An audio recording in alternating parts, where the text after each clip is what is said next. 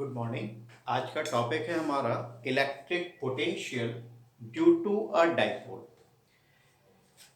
यहाँ पर हमने लिया है A B is a dipole जिसकी की लेंथ 2L है और O is the mid point. तो यहाँ पर हमारा हो गया ए बी की लेंथ हो गई 2L।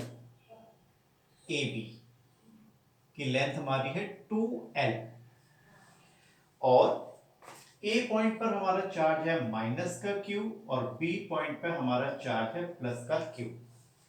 तो डायरेक्शन ऑफ डाइपोल मोमेंट हमारी हो गई ए से बी की तरफ। So this is the direction of dipole moment. अब हमने जो पॉइंट पी लिया है ना तो वो एक्सियल पॉइंट पर है यानी ए बी लाइन को ज्वाइन करती हुई लाइन पर ना तो वो पॉइंट है और ना ही वो पॉइंट पी ए बी के परपेंडिकुलर बाइसेक्टर पर है। तो P हमने एक जनरल पॉइंट लिया है, ना तो वो एक्सियल पर है और ना ही वो इक्वेटोरियल पर है। तो सबसे पहले हम पोटेंशियल निकालेंगे पॉइंट P पर due to the charge minus Q और due to the charge plus Q। तो potential potential at point P due to minus Q charge, due to minus Q charge. इसको हम रिप्रेजेंट कर रहे हैं V minus से। क्यों? क्योंकि माइनस का Q चार्ज है। तो यहां पर हमारा हो गया V minus is equals to 1/4 pi epsilon naught minus का Q अपॉन AP। ध्यान से देखिएगा क्योंकि पोटेंशियल हमारी एक स्केलर क्वांटिटी है और चार्ज हमको लेना होगा यहाँ पे साइन के साथ। यदि हमारी वेक्टर क्वांटिटी यदि हम कोई सॉल्व करते हैं तो डायरेक्शन लेते हैं, लेकिन जब हमको स्केलर क्वांटिटी सॉल्व करनी है तो वहां पर हम चार्ज का मैग्नीट्यूड नहीं लेते, वहां पर हम चार्ज का साइन लेते हैं। इसलिए हमारा V माइनस हो गया 1/4 pi epsilon naught minus Q upon AP। Distance हमारी है AP। ये हमारी हो गई मान लीजिए इक्वेशन नंबर 1।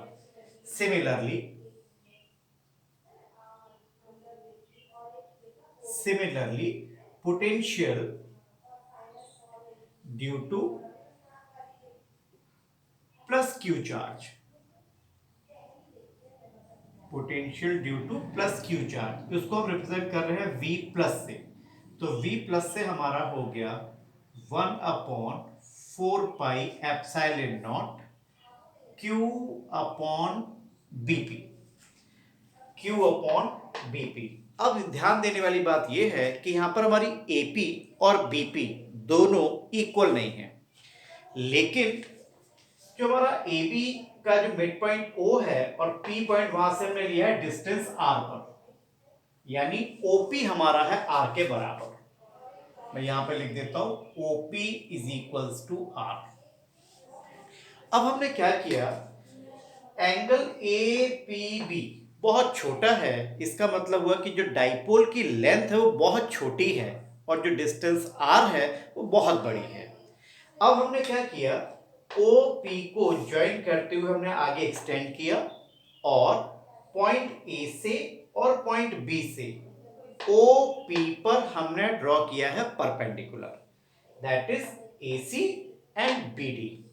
तो जब हमारा एंगल जो APB बहुत छोटा है, तो जब एंगल छोटा है तो हम AP और हमारा CP लगभग बराबर होगा। तो AP is equals to CP। इसी तरीके से BP हमारा हो जाएगा DP के बराबर। BP हमारा हो जाएगा DP के बराबर। ठीक है, अब हमको निकालना है कि हम CP निकालें कैसे। तो क्या हम CP को लिख सकते हैं OP प्लस OC और हम DP को लिख सकते हैं OP माइनस OD। देखिए ध्यान से, AP हमारा हो गया CP के बराबर और CP हमारा इक्वल है OP प्लस ओसी के बराबर। इसी तरीके से बीपी हमारा इक्वल है डीपी के बराबर, तो हम लिख सकते हैं उसको ओपी माइनस ओडी। अब हम ले रहे हैं ट्राइंगल ओ सी ए यानी ओ ए सी ट्राइंगल में। In triangle O A C cos theta is equals to, जब ये थीटा है हमारा, क्योंकि डाइपोल मोमेंट पी पॉइंट के साथ एंगल बना रहा है थीटा, तो इसका ये वर्टिकल अपोजिट एंगल हो गया, तो ये भी थीटा हो गया। तो यहां से कॉस थीटा की वैल्यू हो गई ओसी अपॉन ओ ए। तो यहां से हमारा ओसी हो गया ओ ए कॉस थीटा के बराबर। तो हम यहां पे लिख सकते हैं OC is equals to L cos theta. इसी तरीके से अब हम सॉल्व करेंगे इन ट्राइंगल ओडीबी। इन ट्राइंगल ओडीबी, तो वहां पर हमको मिलेगा OD is equals to L cos theta, बिल्कुल सेम उसी तरीके से। तो अब हमारी सीपी की वैल्यू हो गई, सीपी की वैल्यू हो गई हमारी R plus L cos theta, और डीपी की वैल्यू हो गई R minus L cos theta. क्योंकि पोटेंशियल हमारी स्केलर क्वांटिटी है, तो टोटल पोटेंशियल पी पॉइंट पर हमारा सम होगा V माइनस और V प्लस के। तो नेट पोटेंशियल या टोटल पोटेंशियल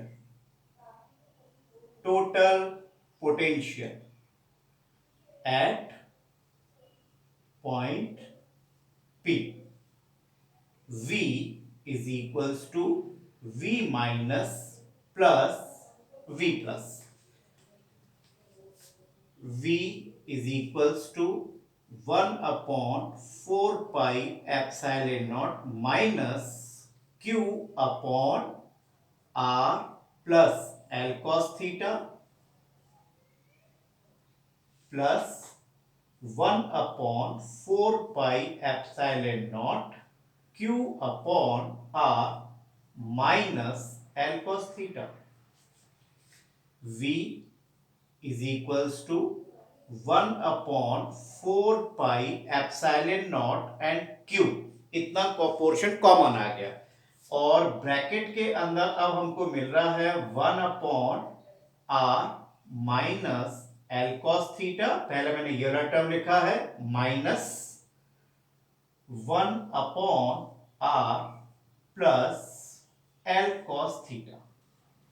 हमने r minus L cos theta, r plus L cos theta ले लिया एलसीएम, तो हमको मिलेगा v is equals to 1 upon 4 pi epsilon naught Q r plus L cos theta minus r plus L cos theta upon a minus B a plus B, A square minus B square हो गया, तो हमको denominator में मिला R square minus L square cos square theta.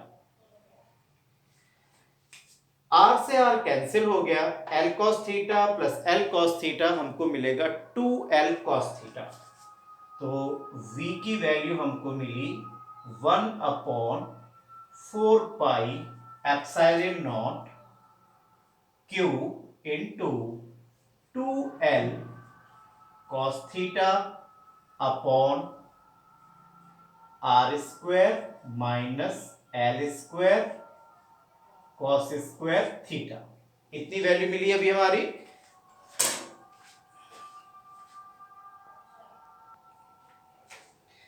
अब देखिए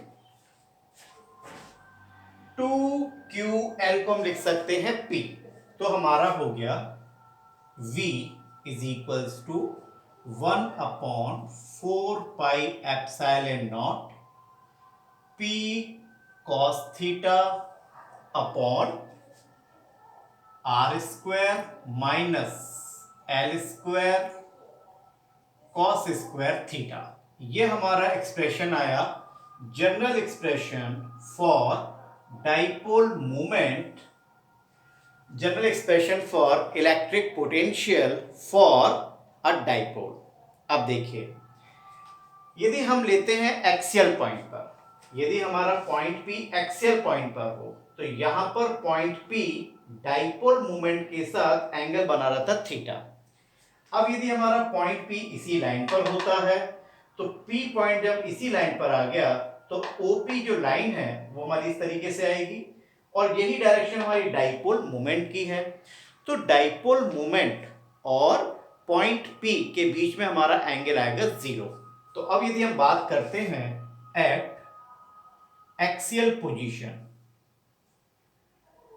eight axial position theta will be 0 degree.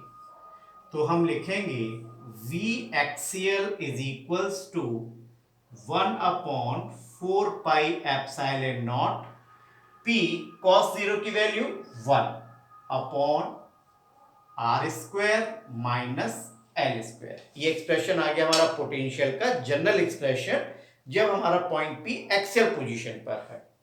अब यदि हम एक केस ले लेते हैं कि भाई हमारा आर बहुत बड़ा है एल के कंपैरेटिवली, तो हमारा हो जाएगा v axial is equals to 1/4 pi epsilon naught p upon R square. ये हमारा हो गया एक्सियल पोजीशन पर।